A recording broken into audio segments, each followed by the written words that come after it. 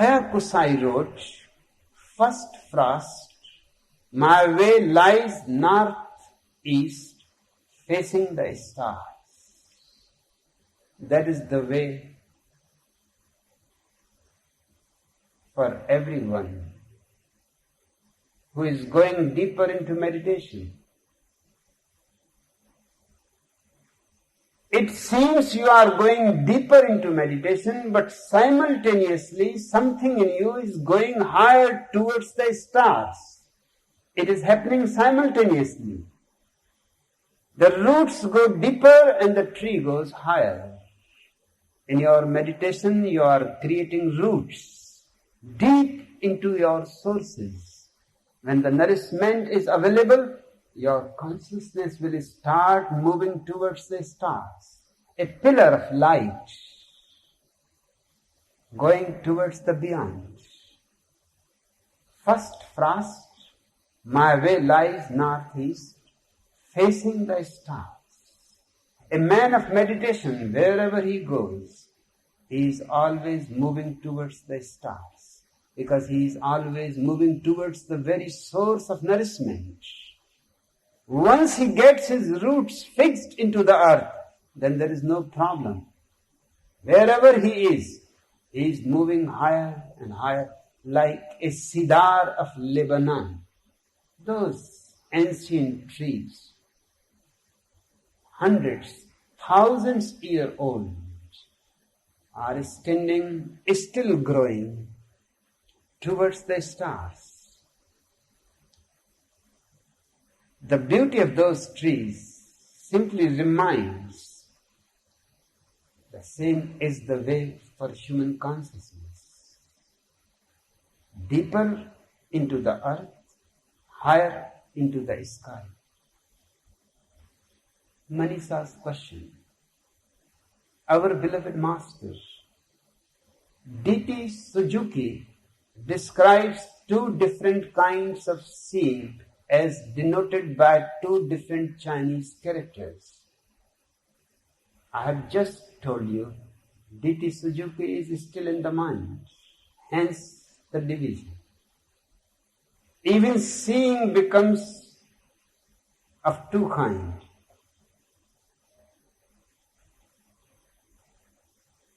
D.T. Suzuki describes two different kinds of seeing as denoted by two different Chinese characters.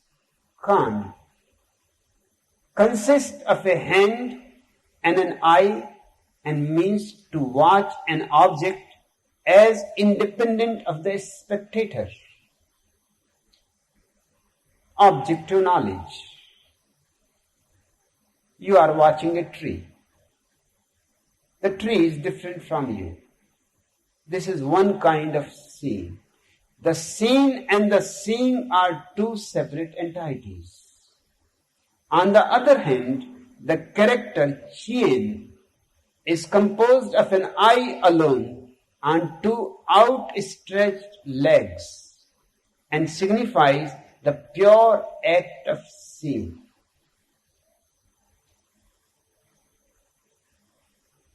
Suzuki considers the difference between these two kinds of seeing as revolutionary in the history of Zen thought. In the first place, Zen is not a thought. In the second place, the act of pure seeing cannot be called at all an act of pure seeing. What you are seeing. For seeing to be seeing, you need an object.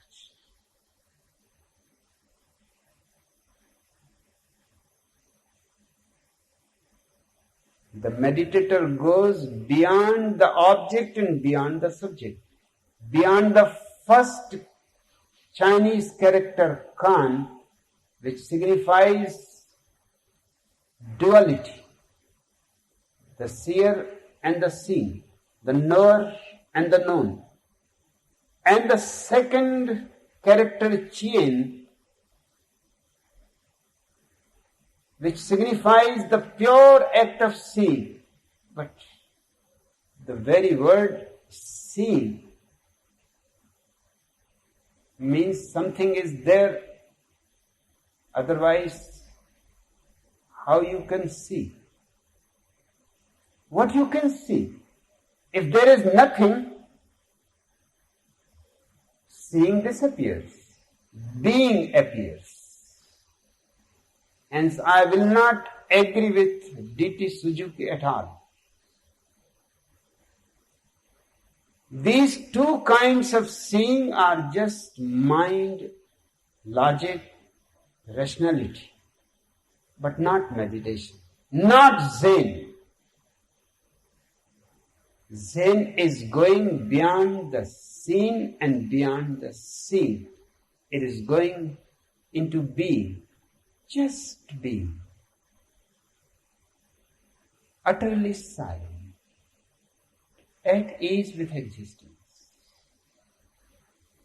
There is no duality, and there is not oneness either.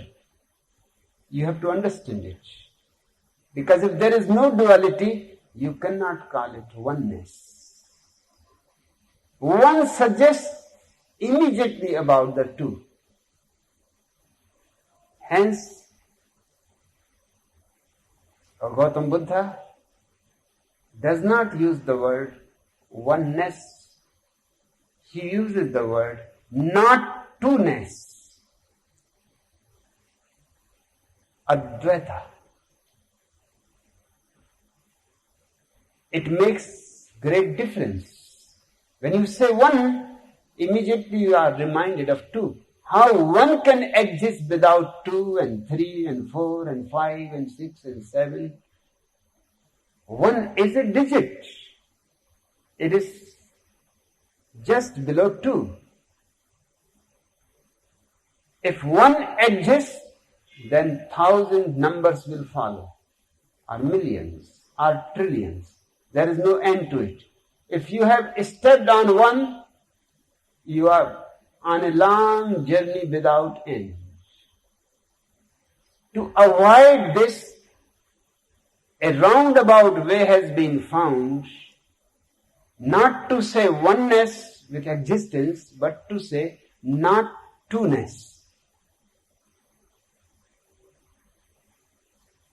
It exactly means oneness,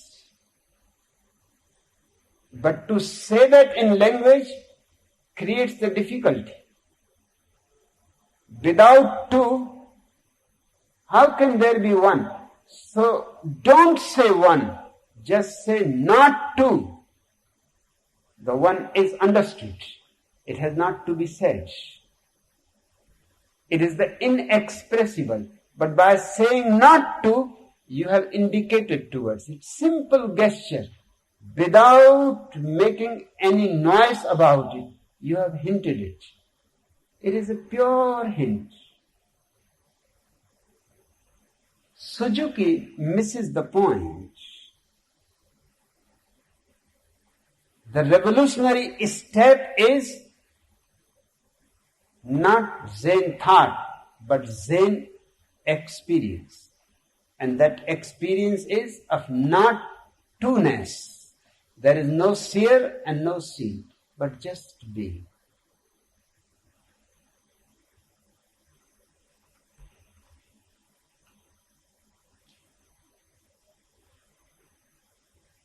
It is time for Sardar Gurdial. Put the lights on. I love to see my people laughing. I am absolutely against seriousness. But unfortunately, I have to discuss serious things. But it is good to make you first serious. Then laughter comes more easily.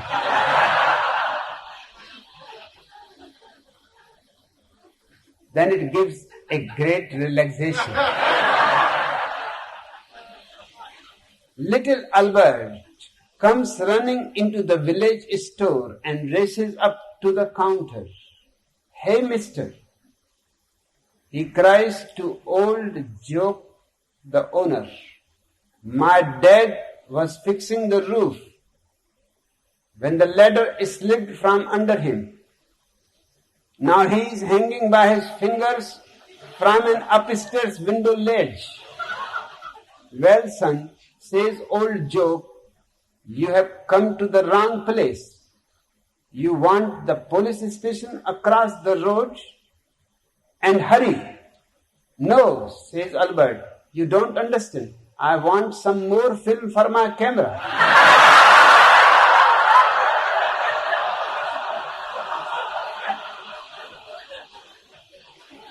One Sunday morning, at the Looney Tunes Funny Farm, old Father Fungus is the guest preacher in the lunatic asylum's small chapel.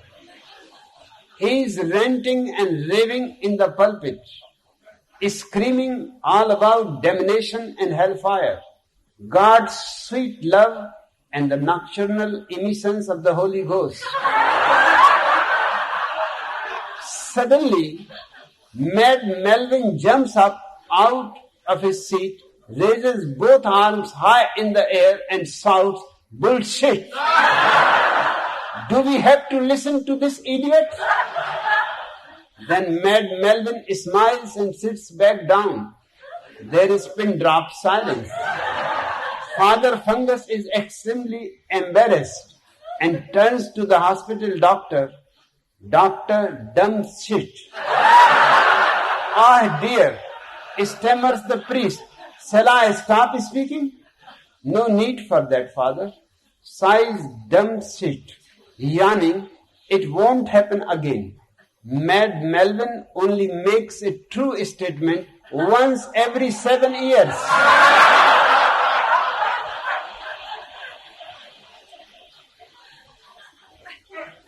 Two famous music lovers, Cardinal Katz S.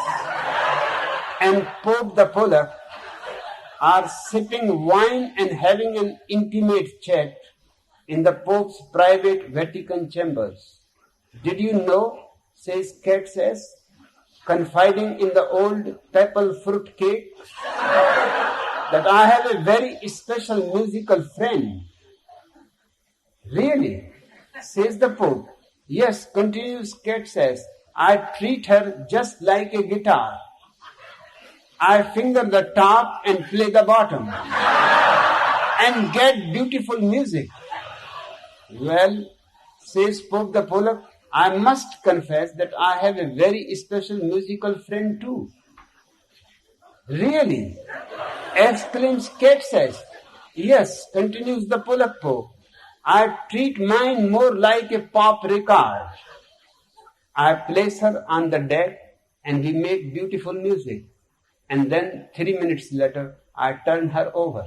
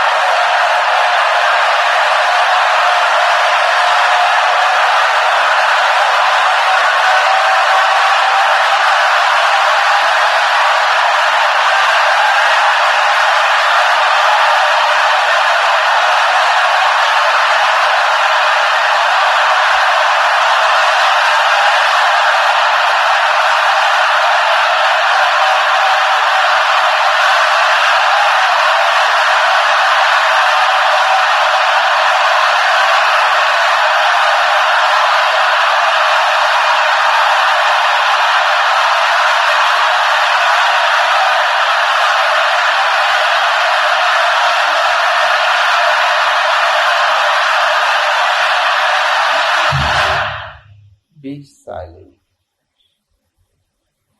Close your eyes and feel your body to be completely frozen. This is the right moment to look inwards.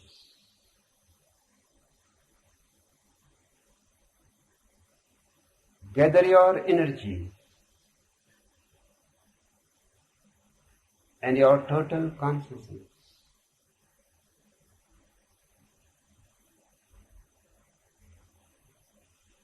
And rush towards your very center of being. It is just below the navel, exactly 2 inches below, inside you.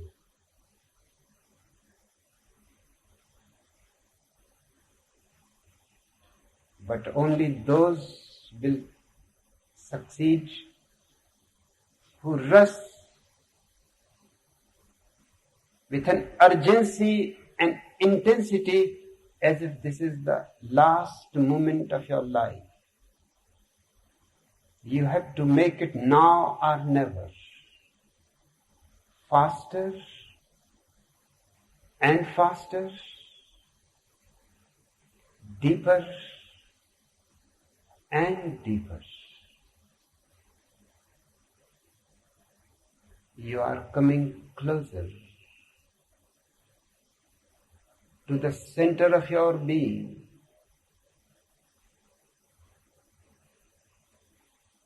A great silence is descending over you like soft rain. You can feel the coolness. With you, the whole night has become silent. A little more closer to your center, and a great peace surrounds you, engulfs you. You are drowned in it.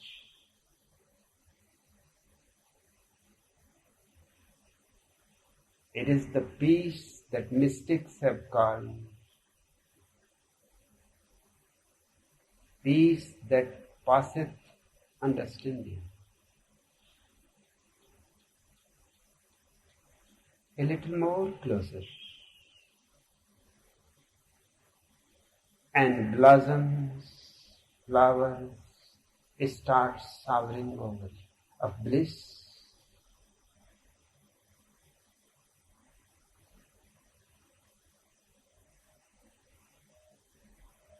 of ecstasy. You are starting to feel like a drunk, but this is not an ordinary drunkenness. It is divine drunkenness. And only in this divine drunkenness you can take the last step, enter into your center. This is the opening into the beyond. This is the place where you are joined with the cosmos.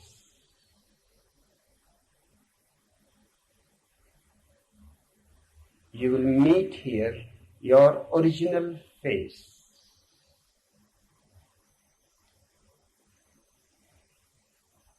The face of Gautam the Buddha has been accepted in the East as a symbol of everybody's original face.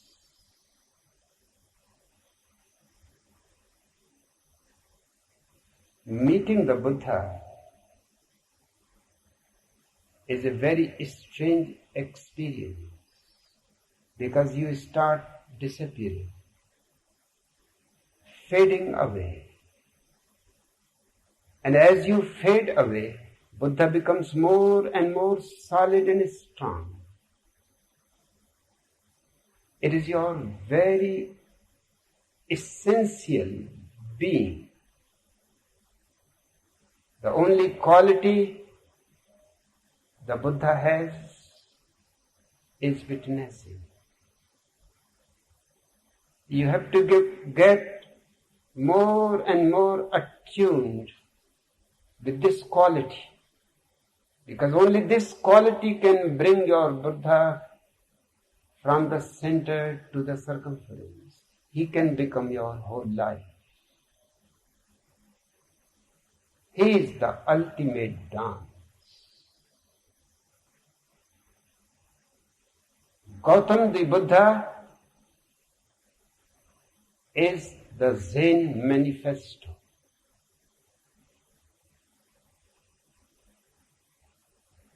witnessing, you start disappearing.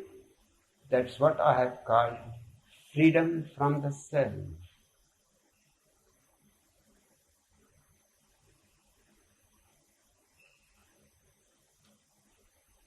Witness that you are not the body. Witness that you are not the mind. Witness that you are only a witness. And everything starts settling. To make this witnessing more clear and deeper, Nivedana, relax. It is only a question of relaxing. It is not an effort. It is just falling deep into your own depth, resting at the very center of your life source. This life source, this juice that is flowing all around you, will start a tremendous metamorphosis within you. You will feel you are melting, melting, melting. Gautam the Buddha auditorium is becoming an ocean of consciousness. 10,000 Buddhas have disappeared into one oceanic experience. This is the Zen Manifesto.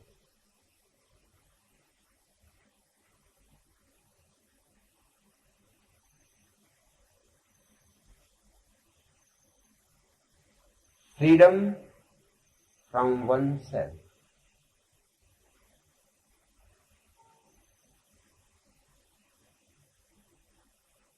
Gather all these experiences, the grace, the beauty, the truth, the blissfulness. You have to bring them with you. They have to become your day-to-day life. I don't teach another morality. I teach this spontaneity, and the morality follows like a shadow.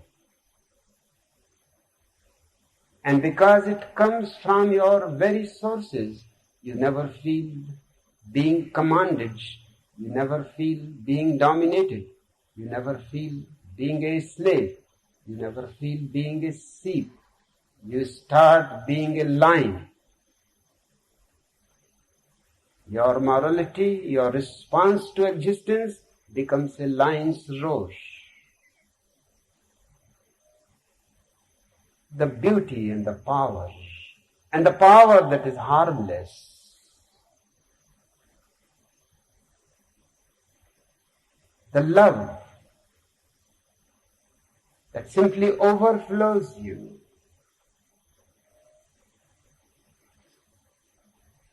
unconditional, just a gift, a blessing to the whole existence, and a grace that changes not only your consciousness but even your body. Your gestures become so meaningful, so significant, so beautiful, like roses. Your eyes become like stars. Your heart starts beating in tune with the universal heart. This synchronicity is the Zen Manifesto. And don't forget to persuade Gautam Buddha to come with you. These are the 3 steps of enlightenment.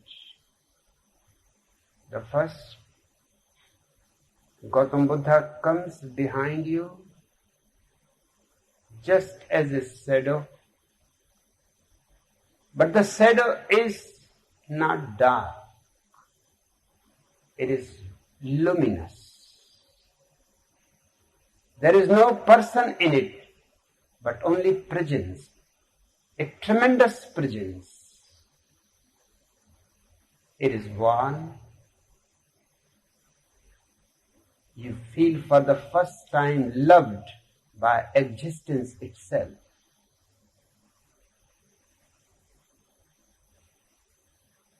It is calm and cool at the same time.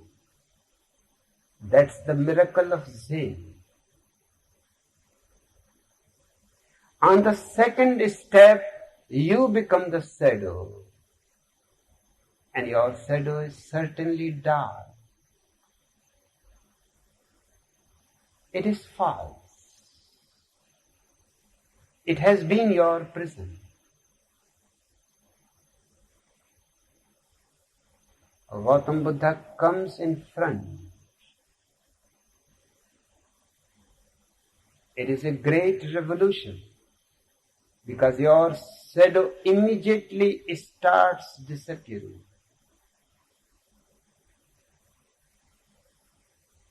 And the third step comes spontaneously in.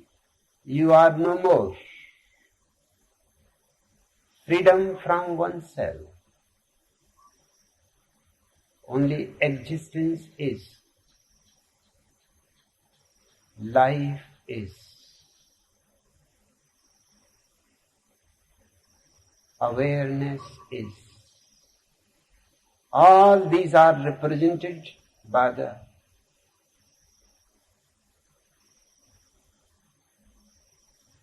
presence of Gautama the Buddha. He was the first man to bring this breakthrough in the history of man, to turn the horizontal consciousness into a vertical consciousness. Your roots go deep into the earth and your branches and your flowers blossom into the sky.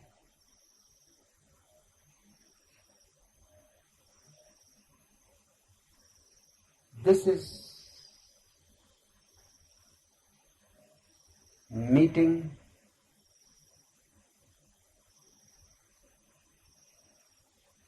with the universe, merging into existence, and a great celebration arises not only in you, the whole existence participates in it. Nivedana, come back. But come back as Gautam the Buddha, with the same grace, the same beauty, same silence, the same divine drunkenness, and sit for a few moments to remind yourself the golden path you have traveled, the beautiful, the blissful, the ecstatic experience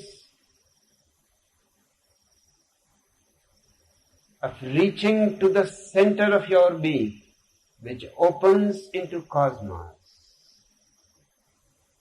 Zen is nothing but an opening into the cosmos. You disappear. Only existence remains.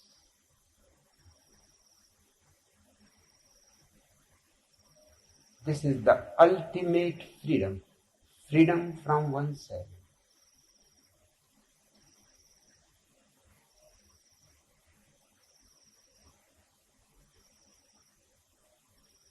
This freedom becomes a great celebration. You dance with the stars, you dance with the ocean, you dance with the trees, you dance under the sky, under the stars. Suddenly, the whole cosmos has become your home. You are not a foreigner. You are not a stranger. You are not an outsider. You belong to this existence. This existence belongs to you.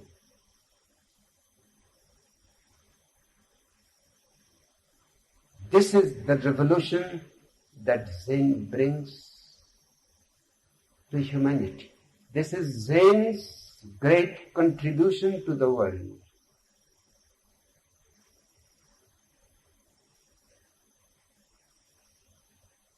It is right time that you should start celebrating life, dancing in deep synchronicity with existence, and spread this fire of Zen around the world. This is the only possibility to save humanity from committing suicide.